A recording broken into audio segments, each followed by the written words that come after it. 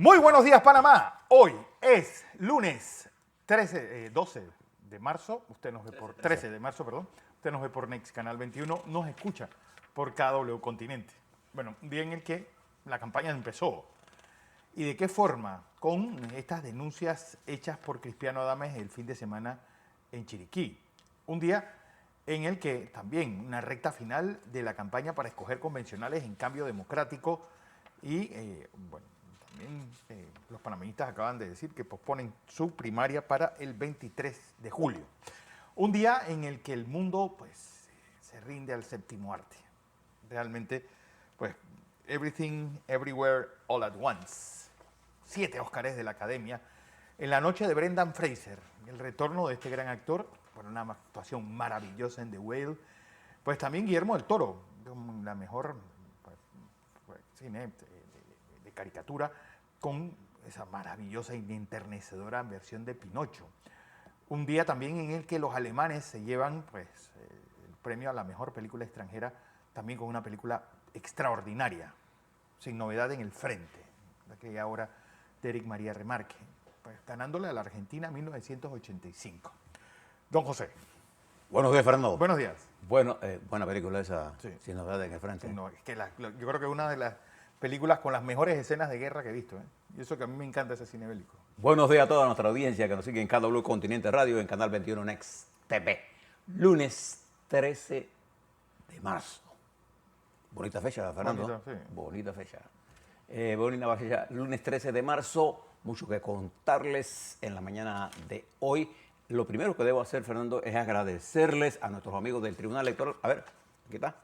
Este es el informe del Tribunal Electoral que con lujo de detalles, con estadística, que es lo más importante, porque uno puede mirar, Sí.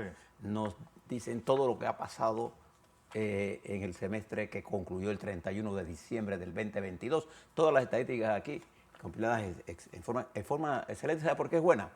Porque nos permite a nosotros hacer los análisis de dónde se mueve el dinero, qué hacen, cómo piensan, dónde están las actividades estadísticas, los partidos. Solo quiero recomendarle, Fernando, al Tribunal Electoral que nosotros recibimos informes del PLAGEL, pero sería bueno que hiciera una compilación de información estadística de los votantes, de la población, de cómo se distribuyen los partidos por provincia, de manera que nos podamos, sabiendo que es preliminar, poder hacer un análisis territorial de lo que está pasando en las provincias. Recuerde que la política siempre es local.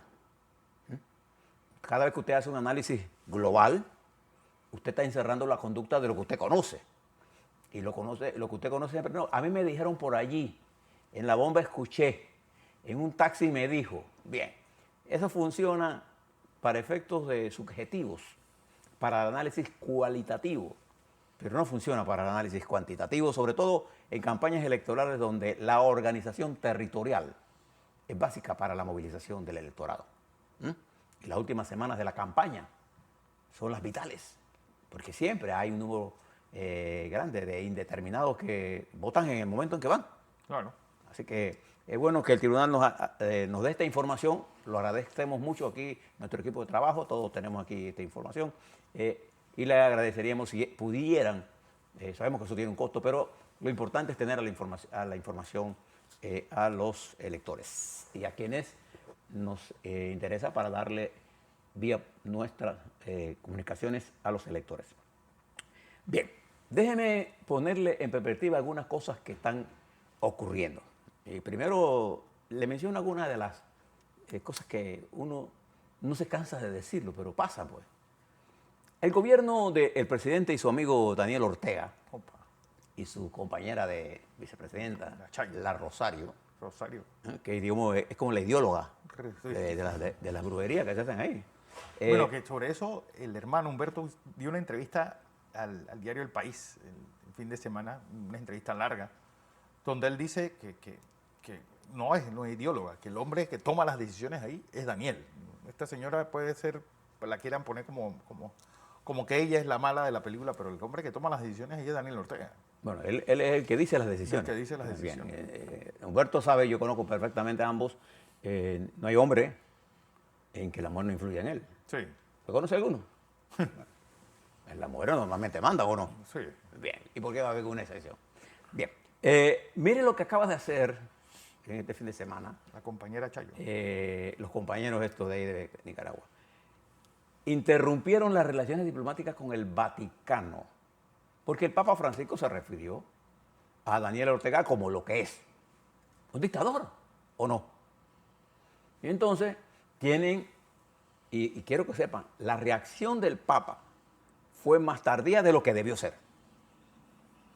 Y el obispo que se encuentra preso y el acoso a la iglesia es evidente y además hecho con mala intención y mala fe.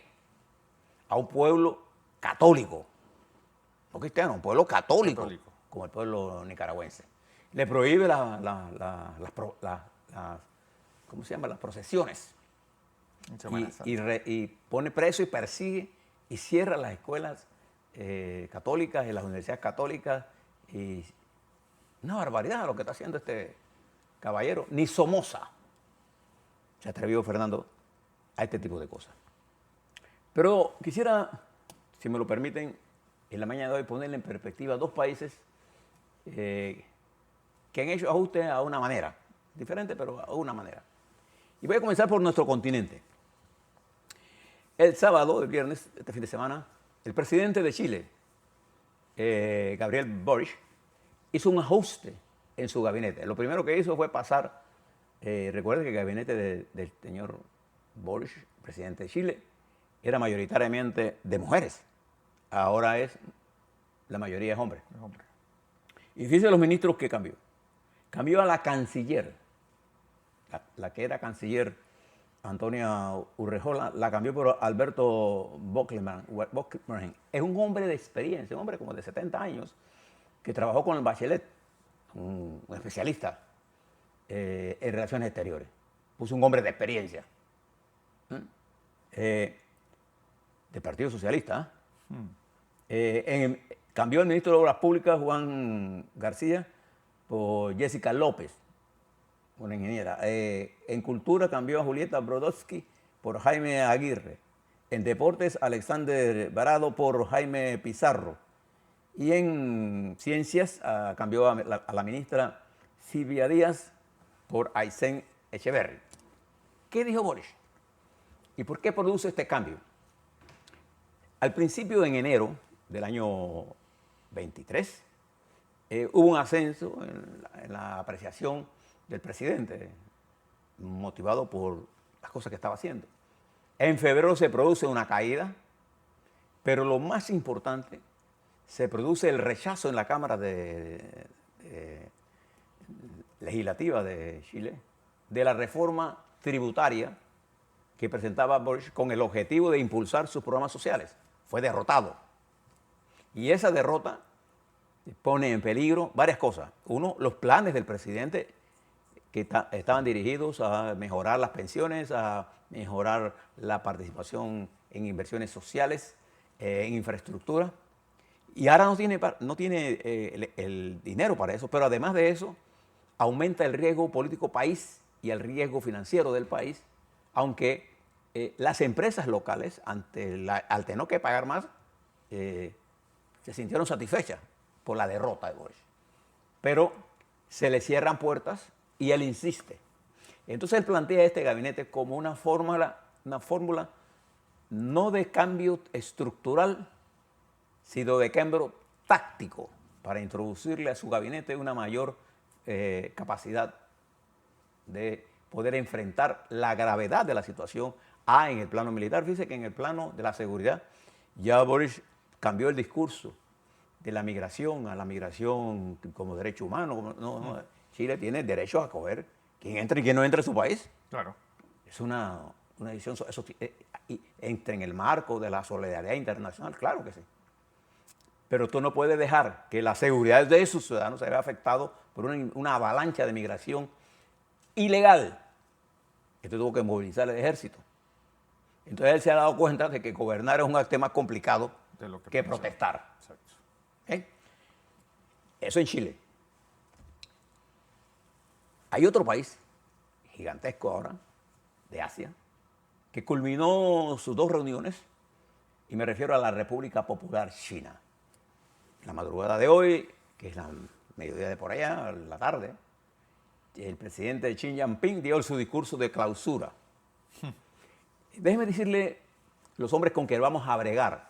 Primero, fue un escenario en que se aprovechó para que las figuras que controla Xi Jinping y que son, digamos, parte de su estructura, se expresaron, entre ellas, el ministro nuevo de Relaciones Centrales, Xin Yang, de una forma, en su intervención al Pleno, este nuevo ministro de Relaciones Exteriores se refirió a los Estados Unidos y Occidente como las fuerzas a vencer y que no podrán detener el avasallador avance de la importancia de China en el mercado, en el mundo internacional. Y Lance Richter se fue contra los Estados Unidos, que es su enemigo. Bueno, que por cierto, la respuesta de Hollywood con esta película de Everything Everywhere All at Once es una película china. Es decir, la mayor parte del director y los actores que ganaron ayer son chinos. Es decir, ¿qué mensaje se está mandando? El primer ministro de China, un hombre de Xi Jinping, tú lo puedes poner así, es el no primer ministro Li Qiang.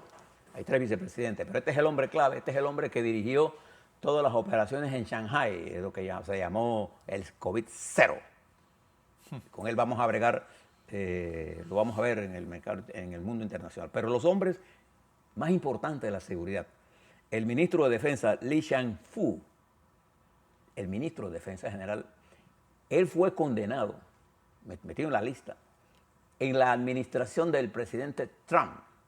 Pompeo, de un discurso sobre cómo este señor, que ahora es el ministro de Defensa, estaba vinculado a una empresa que vendía y compraba armas en Rusia. Y fíjense que no fue el presidente Biden, él está desde el 18 en esta lista. Y es el nuevo ministro de Defensa. Un hombre vinculado a la industria armamentista.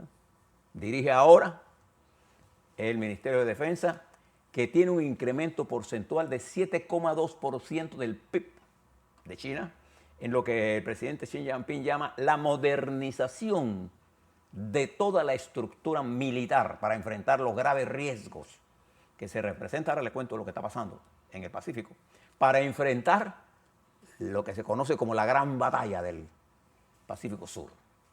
Este es el nuevo ministro, preste la atención a él, Xi Jinping. Y los hombres que manejan la seguridad, tanto la seguridad pública como la seguridad interior. Recuérdese que en los regímenes totalitarios, los ministros más importantes que debe prestar atención son estos 2 que le voy a decir. El ministro del Interior y el ministro de la Seguridad Pública. El de la Seguridad Pública es Wang Xiaohong, va a usted escuchar mucho de él. Y el del Estado, Chen Xinjin. ¿Quién es él? Ji Xin. Es un hombre de confianza absoluta. Este es el que controla la estructura política partidaria. El que decide quién es disidente y quién no es disidente. Y cuando tiene usted disidente, usted está en otro lado. Lo sabe Xi Jinping, porque Xi Jinping fue disidente. Sí. El papá de Xi Jinping, el papá de la banda de Mao Zedong. ¿Se acuerdan cuando la banda de Mao Zedong? La banda de los 4. Y el papá de él tuvo que esconderse en las cuevas. Bien. Y los hombres que van a manejar la economía, que es lo que nos interesa, son Kim Jong-un, que es el gobernador del Banco Central, Li Qiang, que es el ministro de Finanzas, y el Chen Shangyi, es el jefe de la Comisión Nacional de Desarrollo y de Reformas. Este es el hombre clave. Esto es como una especie del ministro de Planificación de lo que Xi Jinping llama, y este llama también, la modernización y la independencia de China tecnológica. Es decir, en este momento, gran parte de las decisiones que está tomando los Estados Unidos es cortando vínculos con empresas tecnológicas de alto nivel y privando a China de los instrumentos, como el caso de Holanda, por ejemplo, al crearse una nueva estrategia de solidaridad y de conjunto para actuar contra China. En eso no deja de tener razón el señor presidente de la República Popular China, Xi Jinping, la guerra económica está planteada en todo su nivel. Y fíjense lo que está ocurriendo hoy. Hoy, en San Diego, el presidente de los Estados Unidos, Joe Biden, se va a entrevistar con el Rishi Sunak, el primer ministro de Inglaterra, y con el primer ministro de Australia. Es una reunión tripartita para ver, él se llama Arderona, para ver la implementación de lo que se conoce como el AUKUS, Australia, UK y Estados Unidos. Ahí se va a decidir la venta de 25 submarinos atómicos de alta velocidad, de muy poca capacidad de detectarlo, con gran capacidad de misiles para que patrullen el océano, el Pacífico Sur. No lleva cargas nucleares, pero lleva cargas casi nucleares. Esto ha irritado, obviamente, a la República Popular China. Esta reunión está ocurriendo hoy, en este momento, y es por eso que nosotros le hablamos del Pacífico Sur. ¿Por qué nos interesa, Fernando, el Pacífico Sur? Porque nosotros, en el Pacífico y en el Atlántico, somos los grandes manejadores de la carga contenerizada en nuestro continente. Todo lo que pasa en esa área, en el Pacífico Sur, sobre todo entre Japón, Corea del Sur, Vietnam, Taiwán, Indonesia, Australia, tiene que ver con nosotros. Todo el continente de Oceanía tiene que ver con nosotros. Una parte de esa carga pasa por aquí. Y entonces, paralelo a que se está desarrollando esto, los Estados Unidos acaban de terminar un acuerdo con la India. ¿Adivine para qué? Para convertirla en la India en lo que era China para los Estados Unidos. Un productor masivo de semiconductores, con claras especificaciones a quién se puede vender y a quién no. Opa. Entonces, China tiene frontera con la India. Y entonces usted ve cómo el mundo en la que se está desarrollando la guerra de Ucrania comienza a moverse y tiene una afectación directa en lo que debe ser nuestra estrategia de manejo de todo esto. Entonces, nuestra estrategia debe ser la lucha por la paz en forma inteligente, saber quiénes son nuestros aliados. No hay la menor duda, Fernando, que nuestro aliado estratégico es los Estados Unidos. Sí. Pero eso no nos debe llevar a nosotros a estar en aventuras guerreristas. Nos debe llevar a nosotros a entender el papel de un país pequeño, ¿no? Y la solidaridad que debemos tener y con quién estamos amarrados en este mundo nuevo que comienza a tener movimientos tectónicos de las que le estoy contando. Fíjese una cosa, estimados televidentes y radioescuchas, este 24 de mayo hay elecciones anticipadas en Turquía. Y Erdogan, que se convirtió en uno de los grandes dirigentes de ese país por más de 20 años, además el responsable de la más aguda crisis económica, social y financiera de ese país, se enfrentará a una oposición unida en que las probabilidades de Erdogan después del desastroso terremoto que causó, ya hemos perdido la cuenta, pero estamos hablando más de 50.000 muertos entre Siria y Turquía, y en Turquía hay 6.000, son como 44.000, 46.000 personas que han muerto, y gente que está fuerza, pero la culpa se la están echando a Erdogan. Y él lleva sobre sus hombros y con mucha inteligencia política mueve las elecciones porque más tarde tiene menos oportunidad. Y quiere llevar esto en el momento en que la guerra de Ucrania está en su máximo nivel, porque él se puede convertir. Él es hoy el que detiene, por ejemplo, el ingreso de Finlandia y de Suecia a la OTAN. Mientras eso se está desarrollando, en el mismo territorio, en Georgia, por ejemplo, las manifestaciones continúan contra Putin. ¿Quién es Georgia? Es un estado exsoviético, de lo que Putin llama nuestras tierras históricas. Sí. Mientras en Ucrania la lucha sigue cuerpo a cuerpo, con una gran situación seria. Ahora, hay algunas cosas que usted le debe prestar en el plano internacional. En el Silicon Valley se ha desatado una crisis bancaria muy grave. Crisis bancaria que el Tesoro de los Estados Unidos propone no a intervenir directamente como lo hizo en el 2008 y que va a dejar que el mercado haga sus ajustes porque el sistema bancario norteamericano está más preparado ahora que en el 2008 por el blindaje que le dio la administración Bush-Obama.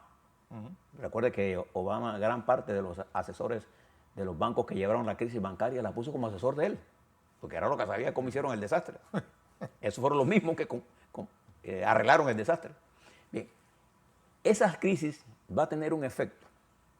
En el sistema bancario usted va a ver cómo las acciones se caen y este estremecimiento del Banco Bancario de los Estados Unidos nos debe llevar a nosotros a mirar nuestro sistema bancario y a protegerlo de varias cosas. Uno, de las mentiras falsas que estamos diciendo sobre el sistema financiero y a protegerlo porque para nosotros el sistema bancario nuestro es fundamental para el desarrollo. Fíjese que esta crisis cae fundamentalmente en el momento en que la República de Panamá cerró el acuerdo a satisfacción de ambas partes minero. Es decir, arreglamos un problema macroeconómico, sí, pero viene un problema financiero.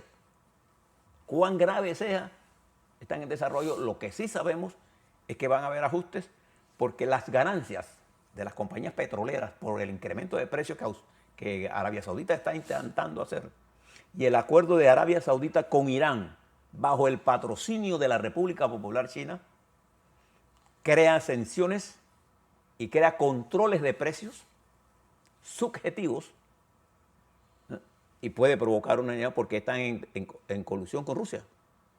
Entonces, en este complejo mundo, Fernando, en que estamos viviendo, en la que la economía del 23 entra en estos, en la que se está haciendo una recomposición de fuerzas políticas, en que la economía fundamentalmente de los países europeos y de los norteamericanos sigue siendo las economías más importantes del mundo y la República Popular China se mueve entre dos alternativas. La alternativa que más le conviene a la República Popular China desde el punto de vista de nuestros análisis de inteligencia estratégica es la de no dejarse arrastrar por la República Popular, por Rusia. Pero Rusia cada vez necesita más y depende más de China para sus suministros y para su existencia. Porque los países de África poco pueden aportar a China salvo la salvaje explotación que puedan hacer. Pero poco pueden hacer. Entonces, en ese marco de esa situación de Rusia, con su poder de armas nucleares, pero con su gran aislamiento y su gran caída y su pérdida del mercado de petrolero y de gas, baja los ingresos. ¿Y de quién depende Rusia más ahora mismo, Fernando? Pues de China. De China. ¿Qué es eso? La ganadora neta en términos podría ser a corto plazo China, pero a largo plazo China sabe perfectamente bien que su interés estratégico está en el mercado norteamericano, en el mercado del norte de del continente nuestro, Canadá, Estados Unidos y México. Pero en México tiene el problema que gran parte de las drogas que están matando a más de 70,000, el fentanilo está matando a más de 70,000 jóvenes norteamericanos por año. Fuera de los que quedan. Los que quedan en el mar. Entra con los precursores de China y algunas veces directamente facturados desde China. Entonces, todo este complejo mundo nos debe hacer pensar en Panamá. Nos debe hacer pensar en Panamá. Fíjense lo que acaba de terminar. Tengo aquí la última cifra. Ayer, el Senado francés aprobó en el Senado por 125 votos a favor y 112 en contra la reforma de Macron. De aquí, ahora va a la Cámara Baja el jueves y de ser aprobada, esta lo que es. Ayer las manifestaciones bajaron de nivel ya. Porque la decisión de Macron es que lo va a aprobar. Y Sí, Macron se negó Dice que esta semana lo aprueba. a hablar con nadie. O sea, las reformas al sistema de pensiones de China van. En ese mundo complejo, ¿cómo nos movemos nosotros de cara al 23? A la vuelta le vamos a hablar sobre cambio democrático, qué pasó en el Partido Panameñista en su directorio de este domingo, qué pasó qué reunión importante. Hoy, Fernando, miembros de Cambio Democrático se reúnen con el Tribunal Electoral. Estamos pendientes del resultado de esa reunión, porque es importante que el Tribunal Electoral entienda que no puede estar en dos aguas en este mundo. Sí. Tiene que estar apegado a la ley y al espíritu de la ley y a buscar el Tribunal Electoral el mayor nivel de objetividad en sus decisiones y de que logre la confianza necesaria frente a un proceso electoral que ya se vislumbra como uno de los más complejos y difíciles de la República de Panamá. Vamos a hablar sobre la correlación de fuerzas. El Partido Popular dice que está dispuesto a mirar con Martín Torrijos. a Martín Torrijos. Ahí entran ya las campañas en movimiento, hay calendarios en movimiento en nuestro elector. ¿Qué va a pasar? A la vuelta. Así Le es. hablamos de eso.